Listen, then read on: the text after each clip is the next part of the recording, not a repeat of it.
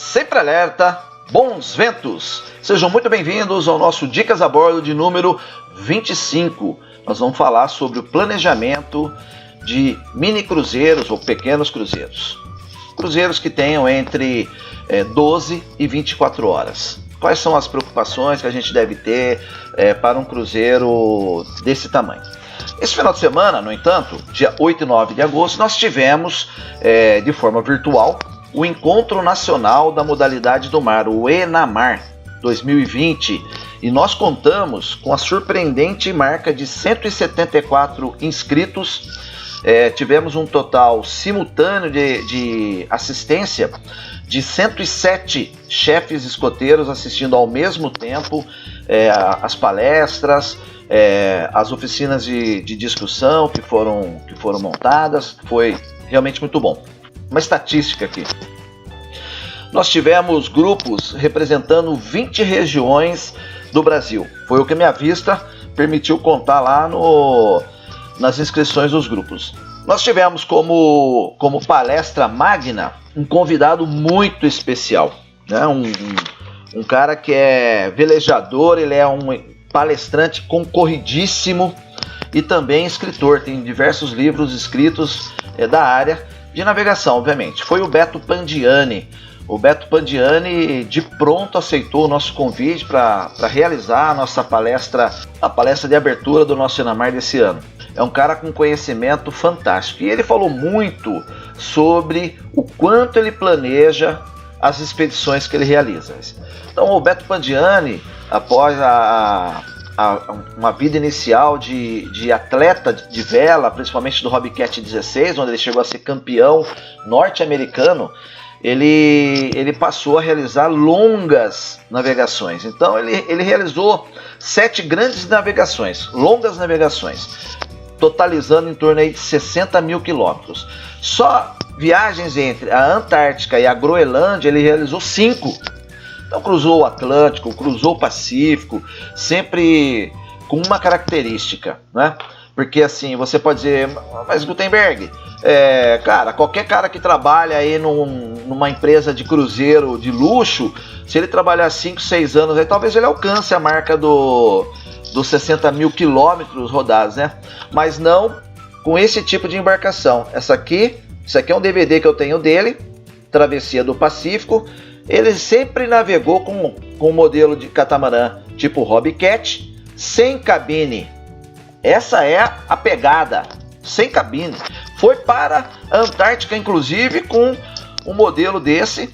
Então você imagina a quantidade de planejamento, a preocupação.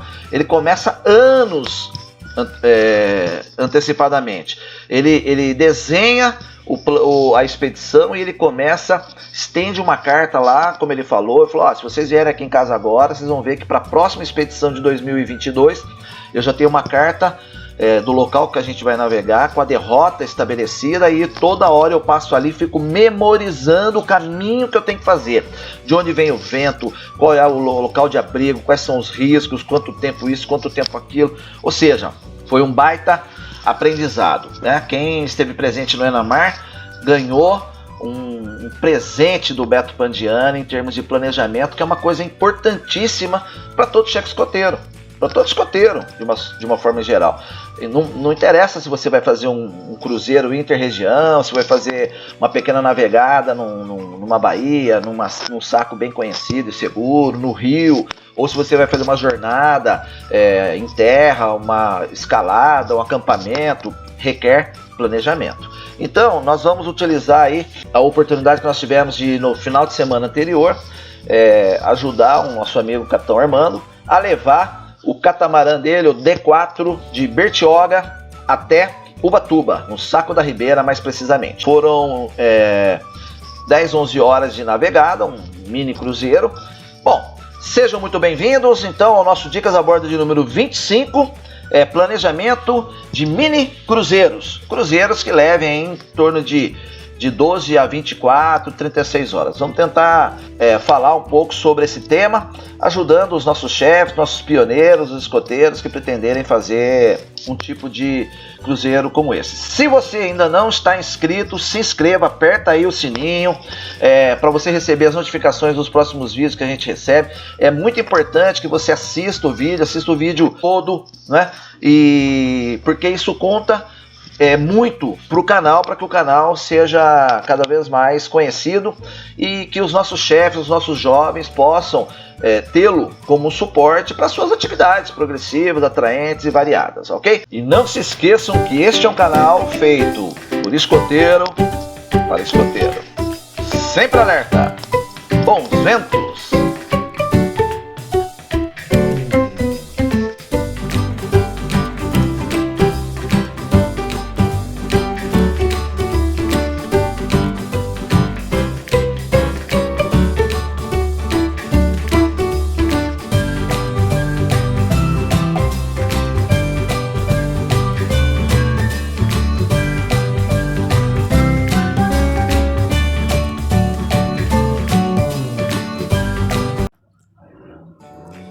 Bom dia, tudo bem? Nós vamos fazer uma saída aqui com o D4, vamos subir até Ilhabela, de Ilhabela até Ubatuba. Então vou apresentando aqui aos pouquinhos o D4 para vocês. O catamarã, o Capitão Armando, estamos nos preparativos aqui, o tempo está meio fechado, mas acredito que vai bem. Pois bem, não foi bem. Era segunda-feira e a previsão da nossa navegada era subirmos, nós já estávamos saindo no período da tarde, era subirmos até Ilhabela, faríamos um pernoite ali no Yacht Clube de Ilhabela e na terça-feira de manhã sairíamos de Ilhabela até então o Saco da Ribeira ali na cidade de Ubatuba, muito próximo ali da ilha Anchieta, para que não houvesse o cansaço da tripulação. Aconteceram alguns imprevistos, falhas de planejamento. Nós buscamos, por mais que se faça um planejamento, sempre acaba acontecendo a tal da ética de Murphy, ou Smurf Ethical, em que se alguma coisa pode acontecer, vai acontecer. Então várias coisas na sequência aconteceram que nos impossibilitaram de sair na segunda-feira, como era o planejamento inicial. Essa navegação tem ali aproximadamente 74 milhas náuticas, algo em torno de 140, 135 quilômetros. E levaria a 6 nós uma média de 12 horas. Nós fizemos em 11, porque tivemos a possibilidade de navegarmos um pouco mais rápido, embora só tenhamos motorado. Saímos então na terça-feira, começamos os preparativos finais às 5 da manhã, ainda escuro, e iniciamos a navegação em torno das 6h20, mas o canal ele estava tomado pela neblina, visibilidade muito baixa, o que logo à frente, menos de uma milha dentro ainda do canal, iria causar o nosso primeiro problema. Então, por não enxergar o caminho, embora estivéssemos com um proeiro, o barco acabou pegando a sua porta de leme no fundo de lodo e quebrando uma trava. Tivemos que parar e consertar ainda no canal. Isso de certa forma foi muito bom, porque minutos após o nevoeiro já havia se dissipado e ficamos com uma visibilidade fantástica para a navegação toda. Como iríamos motorando, nós precisaríamos reabastecer de 2 em 2 horas o tanque de combustível do motor, e ele ficava nesse compartimento que está sendo mostrado agora. Nós teríamos que ficar passando combustível dos galões que nós levamos sobressalentes para aquele tanque ligado ao motor. Além do reabastecimento, também tivemos que consertar esse cabo das polias de sustentação do motor. E isso tudo em 2 tripulantes, porque o terceiro, como nós não conseguimos sair na segunda-feira, ele não pôde nos acompanhar. O D4 ele é um veleiro com pouco conforto, no entanto é um veleiro bastante regateiro e com uma tecnologia embarcada bastante nova.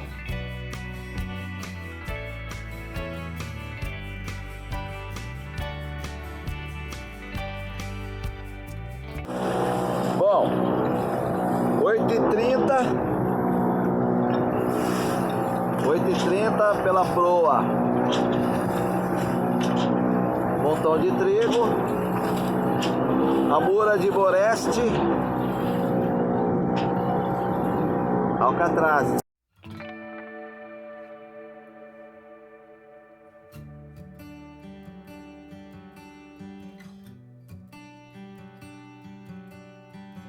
O dia estava maravilhoso, o mar estava bastante calmo, embora ventasse bastante, exatamente no nosso contra-azimuth, e nós já tínhamos tido 4 incidentes. O primeiro foi no dia anterior com a perda do tripulante, porque nós não conseguimos sair no dia previsto, porque faltou combustível no posto do canal de Bertioga.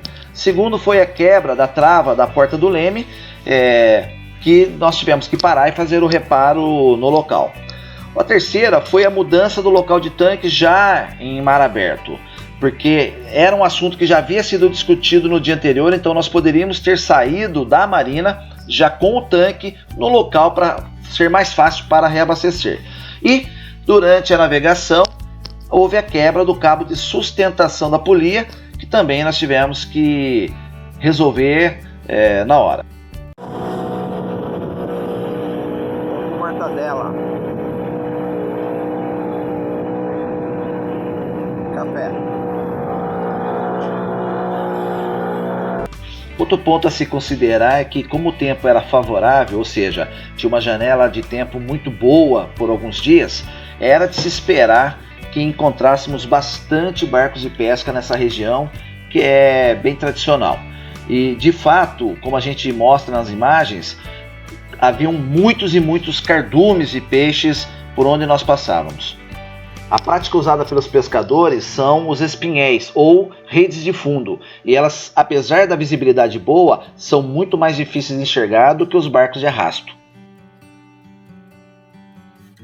Quando nós entramos no canal de Ilhabela, nós pegamos um vento de leste que ficava bem na nossa proa e que judiou bastante para que nós conseguíssemos desenvolver toda a extensão do canal, porque teríamos que parar ali no Yacht Club de Ilhabela para completar os galões de combustível que já haviam sido gastos. Nesse ponto do combustível, o planejamento funcionou perfeitamente, porque nós tínhamos ainda combustível que nos permitiria chegar lá no nosso destino, embora chegaríamos com a cota zero. Fizemos como planejado, que foi parar e recompletar.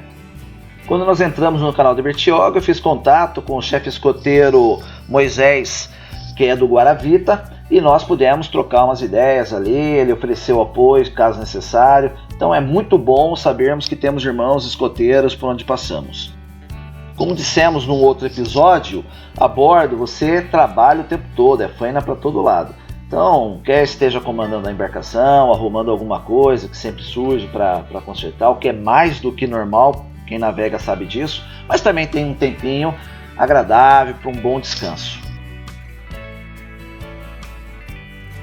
Quando a gente navega, a gente sempre tem a oportunidade de cruzar com esses gigantes dos mares, que são os navios de nossa marinha mercante e da marinha mercante de todo o mundo. Mas eles são algo que você também tem que colocar em consideração no seu planejamento da sua viagem. Em nosso planejamento, a ideia era passarmos por fora da ilha do Mar Virado. Mas como o mar estava muito bom, o comandante da embarcação decidiu então passar por dentro do Mar Virado, que é a seta amarela. No Navionics, nós podemos mostrar que havia o planejamento no ponto 1, que era para passar por fora, e nessa segunda imagem aí a linha vermelha que indica a direção da proa da embarcação. Essa mudança não traria riscos para a nossa navegação, em virtude de que o comandante da embarcação ele é muito experiente nessa área de navegação, conhece perfeitamente aí toda essa extensão que nós percorremos.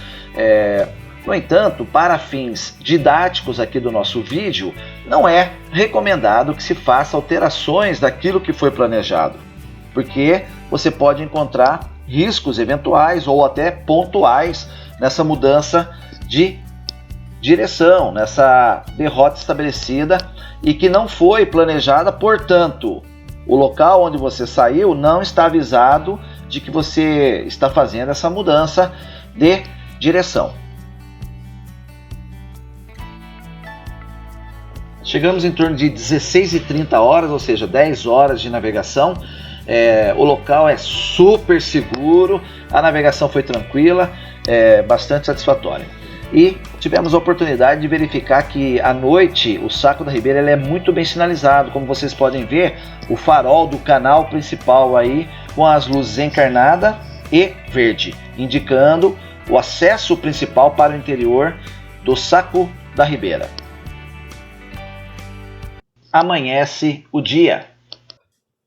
Nós estamos no Saco da Ribeira, aqui em Ubatuba, a bordo do D2. Viemos no D4, subimos com ele e nos encontramos aqui com o D2, pernoitamos aqui. Então o Saco da Ribeira é um local, por ser um abrigo muito bom, né? Contra o vento, contra a corrente, essas coisas. Ele acaba recebendo muito veleiro, né? Como vocês vão ver aí. O Saco da Ribeira é um local privilegiado para ancoragem, quer seja na poita ou no ferro, até mesmo numa marina que tem próxima lá. Também tem toda uma infraestrutura, como 2 ou 3 postos de combustível para você reabastecer, então isso dá bastante tranquilidade para quem está viajando. A água ela é bastante cristalina, então é bonito de se ver, né? Você consegue ver vida ali. E também tem toda uma estrutura assim, de praias muito boas ali próximas dos pontos de ancoragem, como essa que nós estamos vendo aí. Então são praias públicas que não há impedimento de você desembarcar e usufruir. Usamos o veleiro D2 como ponto de apoio para pernoite e ficamos nele até o momento de irmos embora na quarta-feira. A cultura náutica de vela ali no Saco da Ribeira ele é bastante acentuada. Então nós estamos vendo aí o velejador na maior tranquilidade, com a mestra, com a genoa levantada e navegando entre os barcos que estão presos nas poitas. E olha, mais uma amostra da qualidade da água, né, da claridade da água que existe no local. Pois bem, espero que vocês tenham gostado de ficar até esse momento. Agora nós vamos fazer aí uma análise, né? E é uma análise didática. Veja, eu estou usando uma série de coisas que aconteceram aí nesse nosso mini cruzeiro, que são sim mais do que normais para quem veleja. Os velejadores aqui que tiverem acesso ao nosso canal, eles vão poder confirmar isso aí nos seus comentários, né? Então, mas para fins didáticos aqui, para os nossos chefes, os nossos jovens, é necessário que a gente faça uma análise do que nós temos que considerar. Então vamos lá. Primeiro ponto é a regra dos 30% que a Marinha nos ensina e determina. Então, o que significa isso? Você tem que ter combustível, água e alimento para fazer uma viagem, onde você vai usar 30% na ida, 30% na volta e 30% em caso de alguma emergência.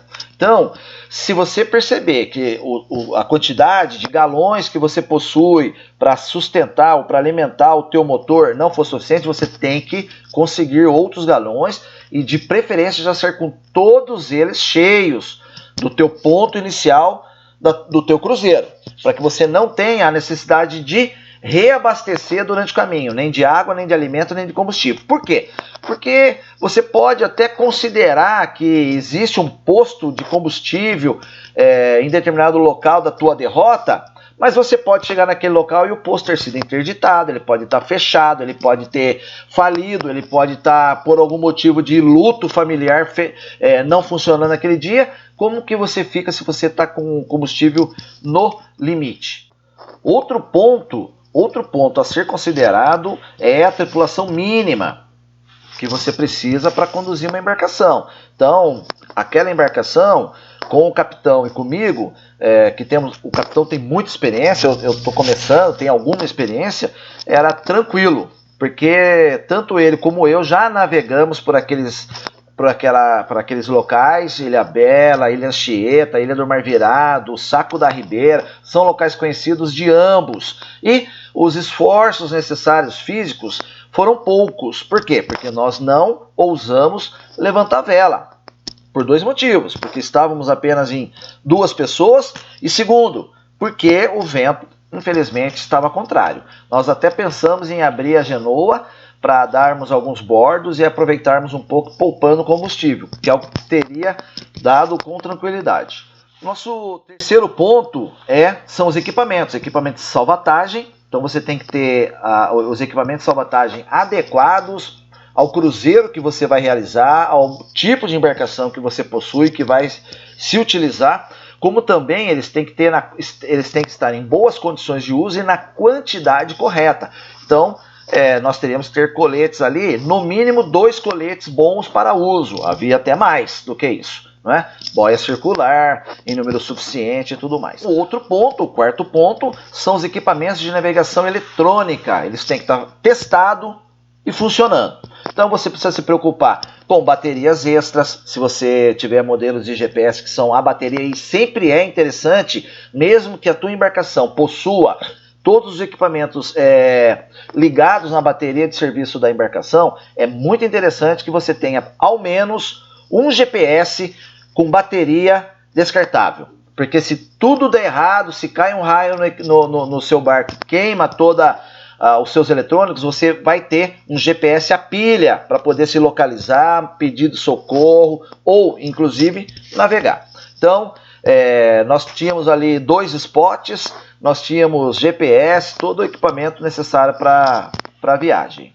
O quinto ponto é você realizar um planejamento com antecedência, não é? Principalmente se você não conhece o local que você está indo, é a sua primeira vez. Então, na nossa palestra desse final de semana, o nosso palestrante, o Beto Pandiani, ele frisou com muita ênfase essa questão. Ele chega a memorizar o caminho, a derrota, as pernas que ele vai realizar. Então você precisa fazer isso, esse planejamento ele precisa ser antecipado. Ora, não é porque você conhece o local que você vai, toda hora você está indo, que você não vai se preparar, não vai ter um planejamento mínimo, porque surpresas acontecem, imprevistos acontecem. Então, no mar não há acostamento, não tem shopping, não tem loja. Então quem vai ao mar se avia primeiro em terra. Então você precisa planejar adequadamente, ainda que seja de forma mínima. Se você conhece muito aquele local, você precisa falar,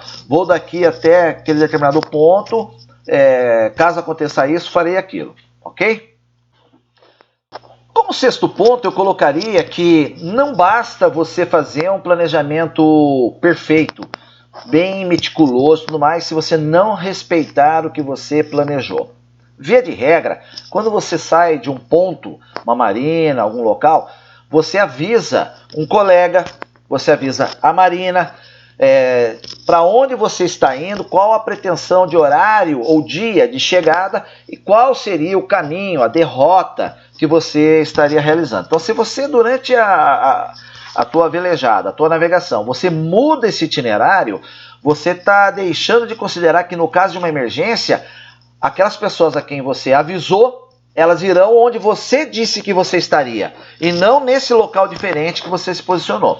Mais uma vez, eu quero frisar que o comandante da embarcação, o capitão Armando, ele conhece aquilo como a palma da mão dele. Então o dia estava perfeito, uma visibilidade fantástica, a mudança, ao invés de passarmos por fora da ilha do Mar Virado e passarmos por dentro, respeitou algumas situações. Essa do conhecimento do local, o tempo perfeito que estava, a visibilidade perfeita, e principalmente porque nós entraríamos numa área abrigada da ilha do Mar Virado, que nos pouparia um desgaste que nós estávamos sofrendo com o vento que nós estávamos pegando na parte do forte da ilha, na parte de frente para o mar, que de onde estava vindo o vento. Mas, para fins didáticos, chefes e escoteiros, se você planejou um determinado caminho, cumpra esse caminho.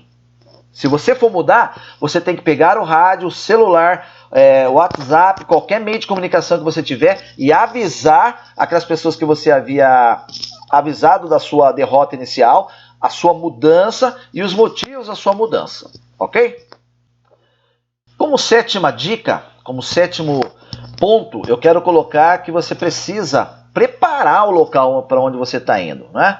Então, se nós estávamos indo para o Saco da Ribeira. É um local que tem uma frequência muito alta de veleiros e embarcações. Então você pode correr o risco de, indo para esse local, principalmente em época de temporada, finais de semana, não encontrar uma poita reservada para a sua embarcação ou que consiga dar segurança suficiente para a tua embarcação. Então sempre é bom você preparar, ligar para saber se tem uma boia, se tem o pier, se o pier é público ou privado, uma marina, se você vai ficar no ferro, como que é a tensa daquele local, de onde entra o vento. Nós já fizemos um vídeo sobre essa questão de ancoragem, que é bom vocês olharem. E nesse, já aproveitando esse ponto, você tem que ter um plano B. Então, se nós estivéssemos indo para o Saco da Ribeira e chegasse lá, nós não tivéssemos condições de ficarmos lá, onde nós poderíamos ficar no ferro? Talvez na Praia do Flamengo, talvez na Ilha Anchieta, no Saco das Palmas. Então, tudo isso depende da meteorologia, de onde vem vindo o vento, se você tem combustível para se deslocar até esse local. Então, veja como é importante o planejamento visto em 360 graus. Por fim, senhores, eu quero deixar algumas dicas, né? Então, o que você deve considerar no seu planejamento do seu mini cruzeiro ou do seu cruzeiro? Nós estamos falando de mini cruzeiro, que nós estamos começando essa ideia de realizarmos cruzeiros inter-regiões, de cidade para uma outra cidade, cruzeiros que tenham entre 12 e até 36 horas. Então, veja, são os riscos reais. Quais são os riscos reais? Aqueles que estão previstos na Carta Náutica. São ilhas, são parcéis, não é? São locais de naufrágio, que não tenha calado para você passar com a sua embarcação. Então você precisa conhecer quais são os riscos reais. Existem também os riscos potenciais. Quais são os riscos potenciais? Ora, o risco potencial, por exemplo, são as outras embarcações que estão na água, porque elas não estão previstas na Carta Náutica. Então é necessário, e muito necessário, que você tenha um observador o tempo todo. Mesmo que a sua embarcação tenha piloto automático, é necessário, se faz necessário, que sempre tenha alguém observando, né, como proeiro ou simplesmente como observador, o caminho que está sendo percorrido. Se não há riscos potenciais, risco de você encontrar um barco de pesca arrastando à tua frente, um veleiro à deriva, um barco à deriva, um jet ski à deriva ou qualquer outra coisa. Também tem riscos eventuais. Os riscos eventuais são aqueles que aumentam com uma determinada ocasião. Por exemplo, eu mencionei que como o tempo estava muito bom, era evidente que nós encontraríamos uma grande quantidade de barcos de pesca. Um risco eventual. Nem sempre eles estão ali, não é? Mas era um risco eventual a ser considerado. E ainda existem os riscos pontuais. Esses sim são bastante perigosos. Então, o risco pontual é de uma baleia dormindo na superfície da água, de um container que esteja na água, ou de qualquer outro tipo de coisa que está acontecendo naquele exato momento, como, por exemplo, uma entrada de vento forte, não prevista, uma entrada de uma frente fria, não prevista, ou não prevista na sua dimensão. Então, riscos reais, potenciais, eventuais e pontuais são coisas que nós devemos ter no nosso planejamento. Muito bem, senhores, chegamos ao final do nosso Dicas a Bordo número 25, planejamento de mini cruzeiros, e o nosso Momento Jabá não poderia deixar de ser para o nosso agora grande amigo. Já era um admirador dele, mas a gente, depois dessa cortesia, dessa gentileza do Beto Pandiani, ele passou a ser um amigo dos escoteiros do mar. Então, Beto Pandiani, com toda a experiência que ele possui, com a cabeça ligada no futuro, é uma pessoa assim, bastante dinâmica, ele não para de pensar, está já envolvido numa nova expedição para 2022, não vou falar, vou deixar para ele surpreender o público aí. O nosso Momento Jabá, então, é para o velejador, palestrante e escritor Beto Pandiani. Todas as mídias sociais dele é Beto Pandiani. Então, se você procurá-lo no Facebook, no Instagram e nas demais mídias sociais, você vai encontrá-lo. Ele publica diariamente várias dicas, ideias excelentes sobre as coisas que estão acontecendo no mundo e que podem impactar ou favorecer as questões de navegação. Beto Pandiani, nosso muitíssimo obrigado pela tua participação. Então, Muito obrigado por você ter ficado e acompanhado o nosso canal até agora. Espero que você tenha aprendido alguma coisa. Esse é o nosso salário, né? Acreditar que vocês estão conseguindo aprender alguma coisa de tudo aquilo que a gente vem compartilhando com vocês. É sempre uma grande satisfação tê-los a bordo. Muito obrigado por terem prestigiado Dicas a Bordo de número 25, Planejamento de Mini Cruzeiros. Não se esqueça que este canal é um canal feito de escoteiro para escoteiro. Sempre alerta. Bons ventos!